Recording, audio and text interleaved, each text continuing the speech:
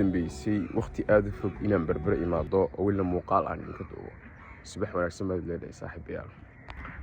Markana kale waxay u soo dhacday heestii ahayd haddaan nahay dadkii lahaa dhulka difaaciyo dagaal diyaar baanu nahay waxaanu duubanahay danteen la wada jirkiyo bogtaan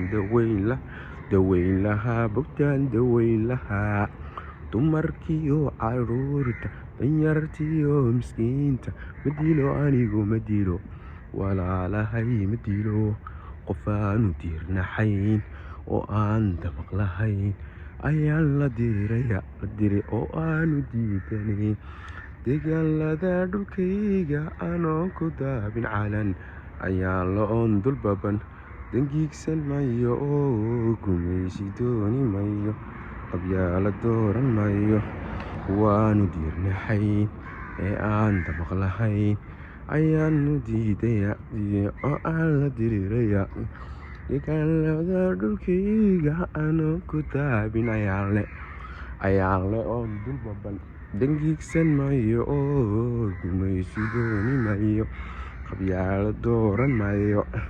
Wakaa saaxiibayaal subax wanaagsan. Guryahan waa waqti aad u fog waa berberadii hore weeyaan. Waa kalluumaysatada halkay ku soo dejistay weeyaan.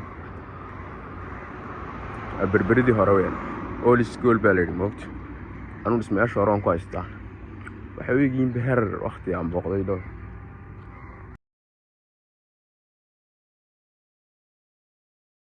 waxyaabaha caan ku tahay waxaa ka mid ah waxay leedahay runwayga ugu dheer gaar ahaan geeska Afrika haddii uuna noqon Afrikaba saan filayo. Sidoo kale waxay leedahay xeebta ugu dheer ee ugu nadiifsan dhammaan dhulka Soomaalida waana xeebta Batalaale. Berberi waa sidoo kale xarunta ugu weyn ee ganacsi ee kalluumaysiga Somaliland iyadoo u dhoofisa dalalka jaarka sida Itoobiya. Berberi iyo Batalaale inta ka soo arnay insha Allah muuqaal in kasoo duubi doona. Waxay tusayaan wax 130 milyan oo Itoobiyaan ay ku hamiyaan inay helaan leh oo badii weeyaan dadkuna ay ka kalluumaystaan.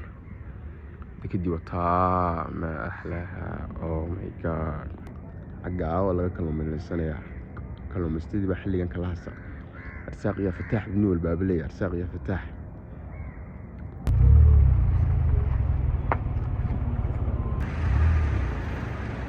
haye isra subax wanaagsan. berbero markii ugu horeysay markii shanaad haye ibi wadna ood ku faraxsan tahay maxaa leedahay Israel maxaa tiri markii waxaad igu tiri 5 jeer baan imid berbera hal mar baan dabaashada igu tiri hal mar oo kaliya taa sawir kaliya toon hasaaga isku dayay inaad dabaalato saago ka dhacaysa meena walaal dabaalo maanta waa 7 subaxnimo subax hore weeyaan tiimkii kalena xaggaas inagu sugayaan. subax wanaagsan hello hey ma markii ugu horeysay berbera timaado may adoo rushiga walaal way ga daacad way ma dabaalatay si fiican mar misalaba hal mar inta timid hal mar baad dabaalatay may sida caadiga ah markasta imaado mar baad hal mar baad dabaalata waana sunnaha berbera aad iyo way